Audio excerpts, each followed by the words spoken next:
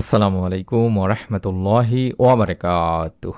1 minute মাদ্রাসা YouTube চ্যানেলে সম্মানিত দিনী ভাই বোনেরা, আমি আশা করি আল্লাহ তাআলার অশেষ রহমতে আপনারা ভালো আছেন এবং সুস্থ আছেন। আলহামদুলিল্লাহ আলহামদুলিল্লাহ। আজ অত্যন্ত গুরুত্বপূর্ণ একটি ভিডিও নিয়ে হাজির হয়েছি।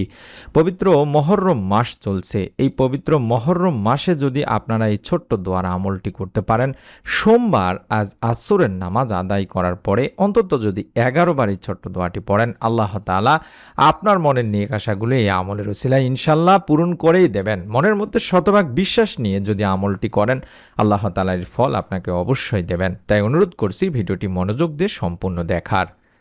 ইসলামে প্রতিটি রাতেরই আলাদা ফজিলত রয়েছে, তবে সোমবার রাতের ইবাদত বিশেষভাবে গুরুত্বপূর্ণ বলে বিবেচিত হয়। হাদিস ও ইসলামী শিক্ষায় সোমবার ও বৃহস্পতিবারকে এমন দুটি দিন হিসেবে উল্লেখ করা হয়েছে যেদিন আমলসমূহ আল্লাহর দরবারে পেশ করা হয়।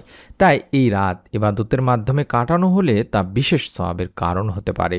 তাছাড়াও হাদিসে এসেছে, আল্লাহ রাসূল সাল্লাল্লাহু আলাইহি ওয়াসাল্লামও বলেছেন, সোমবার ও বৃহস্পতিবার দিনে মানুষের আমলসমূহ আল্লাহর দরবারে উপস্থাপন করা হয়। আমি চাই যে আমার আমল যখন আল্লাহর কাছে পেশ করা হবে তখন আমি রোজা রেখে থাকি। তিরমিজি, আবু দাউদ শরীফের একটি হাদিস। তাহলে এই হাদিস থেকে বুঝলাম যে সোমবারের রোজা রাখা, বৃহস্পতিবারের রোজা রাখা রাসূল পাক সাল্লাল্লাহু আলাইহি ওয়াসাল্লামের সুন্নত। আমরাও তাই মাঝে মধ্যে সোমবার রোজা রেখে আমলগুলো করার চেষ্টা করব। এছাড়াও সোমবার রাতের ইবাদত ও দোয়ার মাধ্যমে পূর্ববর্তী গুনাহসমূহ মাফের সুযোগ রয়েছে। আর এই রাতে আল্লাহর কাছে ক্ষমা প্রার্থনা করলে তিনি বান্দার দোয়া কবুল করেন। সুবহানাল্লাহ সুবহানাল্লাহ। তাছাড়াও সোমবার রাত দোয়া কবুলের অন্যতম একটা সময়। রাসূল পাক সাল্লাল্লাহু আলাইহি ওয়াসাল্লামও বলেন, সোমবার ও বৃহস্পতিবারে জান্নাতের দরজা খুলে দেওয়া হয় এবং আল্লাহ বান্দাদের গুনাহ ক্ষমা করেন যারা পরস্পর সম্পর্ক বজায় রাখে।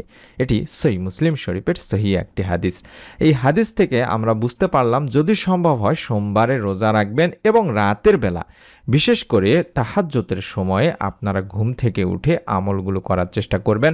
আল্লাহ তাআলার কাছে বেশি বেশি করে আপনার গুনাহের জন্য মাপ চাইবেন এবং আজ সোমবার আসরের নামাজ আদায় করার পরে অন্তত নিয়ম মেনে এই ছোট্ট দোয়ার আমলটি করলে মনের আশা পূরণের একটি অনন্য উপায় আমি শিখিয়ে দিচ্ছি। আশা করছি আল্লাহ তাআলা আপনার দোয়া কবুল করবেন, মনের নেক আশা পূরণ করে দেবেন।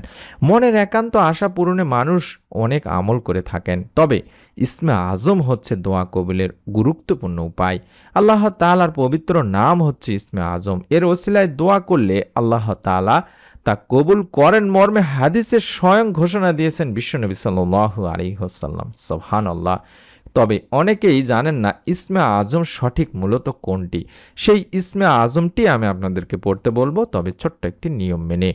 রাসূলুল্লাহ সাল্লাল্লাহু আলাইহি ওয়াসাল্লাম ইসমে আজম সম্পর্কে কিছু বিশেষ বাক্যের দিক নির্দেশনাও দিয়েছেন, আর তা হলো হযরত আব্দুল্লাহ ইবনে রুবাইদ আল আসলামী রাদিয়াল্লাহু তাআলা আনহু তার বাবা থেকে বর্ণনা করেছেন, রাসূল পাক সাল্লাল্লাহু আলাইহি ওয়াসাল্লাম এক ব্যক্তিকে তার দোয়া এভাবে বলতে শোনেন। অর্থাৎ যে দোয়াটি দেখাচ্ছি এটি হলো ইসমে আজমের দোয়া।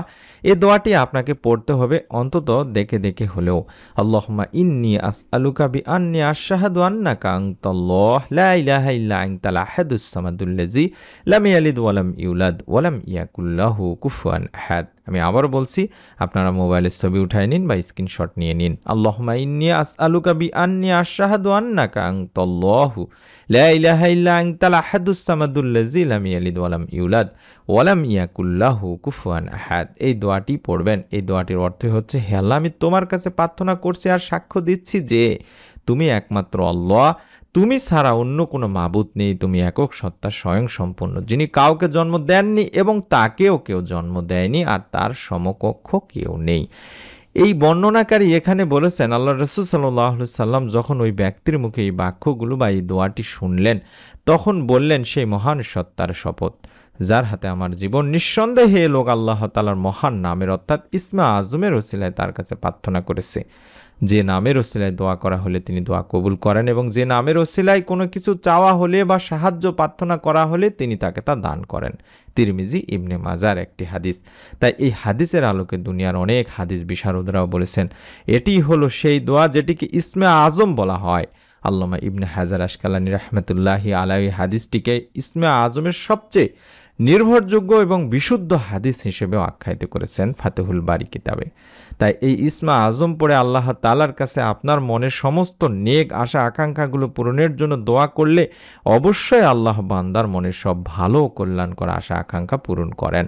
সুতরাং মুমিন মুসলমানদের উচিতই হবে একান্ত মনেদের নিজের যেই সমস্ত চাওয়া পাওয়াগুলো আছে সেগুলো আল্লাহ তাআলার কাছে এই দোয়াটির মাধ্যমে তুলে ধরা এবং মনের নেক আশাগুলো পূরণের জন্য আল্লাহ তাআলাকে ডেকে ডেকে তার কাছে আমলগুলো করা। আমি অনুরোধ করছি, সংক্ষেপে নিয়মটি শিখিয়ে দিচ্ছি, এই নিয়মে আমলটি করবেন।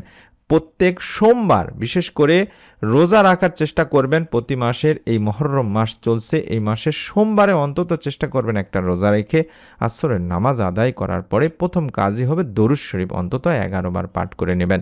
কারণ দরুদ না পড়লে আপনার দোয়া আল্লাহ তাআলার কাছে পৌঁছাবে না। তাই আমরা দোয়ার শুরুতে প্রথমে আমরা অন্তত 11 বার আগে দরুদ পড়ে নেব। যে কোনো দরুদ আপনি পড়তে পারেন, চাইলে আল্লাহুম্মা সাল্লি ওয়া সাল্লিম আলা নাবিয়িনা মুহাম্মাদ এই ছোট্ট দরুদটিও আপনি 11 বার পড়ে নিতে পারেন।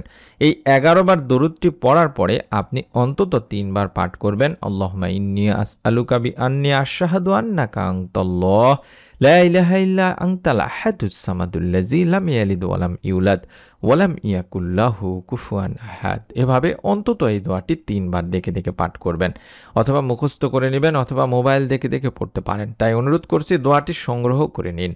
এই দোয়াটি 3 বার পড়ার পরে 2 হাত তুলে আল্লাহ তাআলার কাছে দোয়া করবেন। মনের যত নেক চাওয়া পাওয়াগুলো আছে সেগুলো আল্লাহ তাআলার কাছে সবিনয়ে তুলে ধরবেন। রব্বুল আলামিন ইনশাআল্লাহ আপনাকেও নিরাশ করবেন না। মনের মধ্যে শতভাগ বিশ্বাস নিয়ে নিয়ত করে আমলটি করলে আল্লাহ তাআলা আপনাকে নিরাশ করবেন না ইনশাআল্লাহ। আমরা দোয়া করি যারা আমলটি করবেন নিয়ত করে আল্লাহ তাআলা যেন আপনাদের সকলকে এই ছোট্ট আমলের উসিলায় আপনাদের মনের সমস্ত নেক ও কল্যাণকর আশাগুলো পূরণ করে দেন, এর যথাযথ ফল দান করেন, আমিন। নতুন আমলের ভিডিও পাওয়ার জন্য অবশ্যই আমাদের চ্যানেলটির সঙ্গে থাকতে বলবো। সাবস্ক্রাইব করে বেল বাটনটি অন করার মাধ্যমে সকলেই ভালো থাকুন, সুস্থ থাকুন। নতুন ভিডিও দেখার আমন্ত্রণ জানাচ্ছি। আসসালামু আলাইকুম ওয়া রাহমাতুল্লাহি ওয়া বারাকাতুহু।